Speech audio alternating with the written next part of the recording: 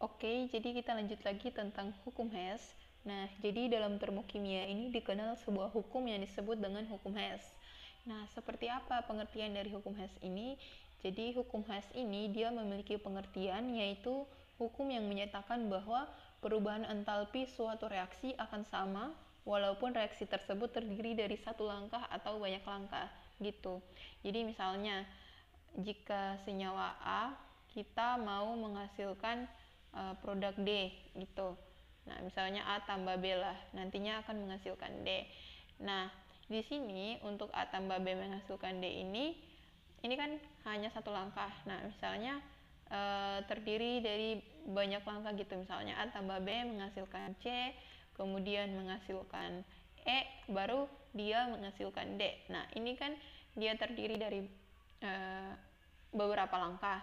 Nah, menurut hukum Hess, walaupun dia terdiri dari 1, 2, 3 langkah baru menghasilkan produk D, tetapi perubahan entalpi akan sama walaupun reaksi tersebut terdiri dari banyak langkah gitu. Jadi perubahan entalpi untuk A tambah B menghasilkan C, menghasilkan E, menghasilkan D di sini, kemudian menghasilkan A tambah B menghasilkan D di sini, ini akan sama gitu. Nah, kemudian perubahan entalpi ini tidak akan dipengaruhi oleh jalannya reaksi, melainkan hanya tergantung pada keadaan awal dan akhir gitu. Seperti yang kita tahu bahwa rumus delta H itu kan didapat dari entalpi akhir dikurangi dengan entalpi awal gitu. Jadi entalpi sesudah dikurangi dengan entalpi sebelum, sehingga perubahan entalpi tidak dipengaruhi oleh jalannya reaksi, melainkan hanya tergantung pada keadaan awal dan akhir gitu. Nah, hukum Hess ini merupakan suatu hubungan kimia fisika yang diusulkan pada tahun 1840 oleh Hess, kimiawan asal Rusia kelahiran Swiss. Nah, ini dia orangnya. Kemudian untuk penjelasan lebih lanjut mengenai hukum Hess, yaitu kalian bisa lihat pada gambar bagan ini ya. Misalnya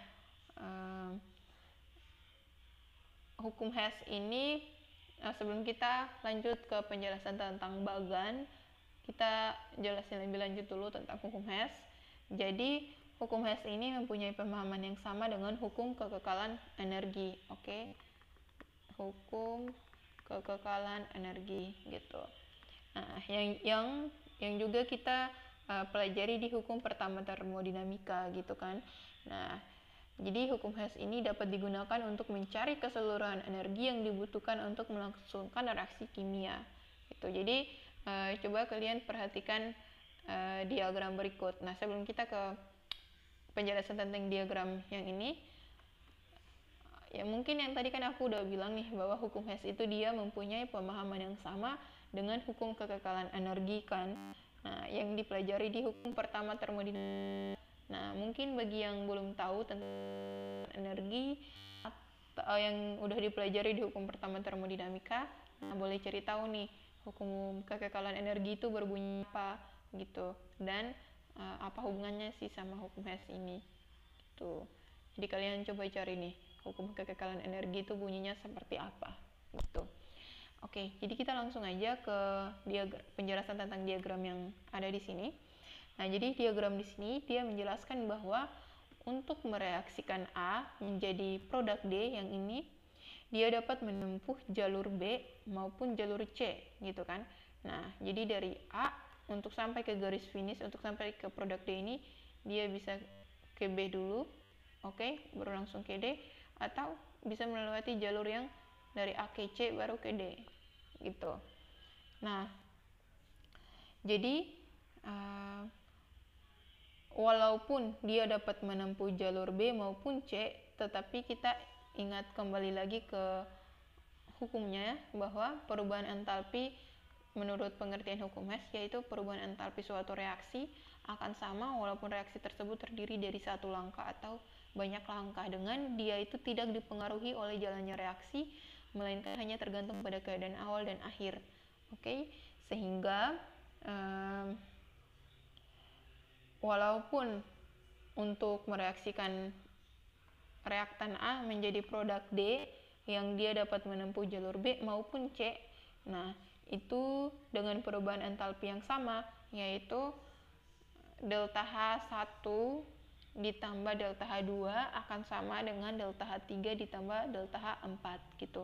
Dimana delta H1 ini merupakan perubahan entalpi dari A ke C, oke. Kemudian delta H2 ini dari C ke D, oke, merupakan delta H2. Jadi delta H1 ditambah delta H2 artinya dia menunjukkan bahwa dapat menempuh jalur C yang ini.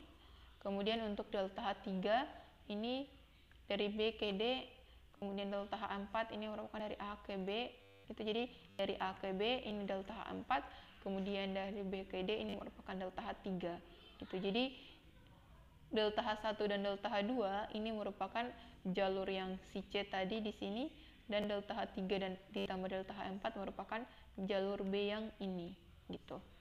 Jadi walaupun dia menempuh jalur yang berbeda, tetapi delta H-nya itu sama gitu.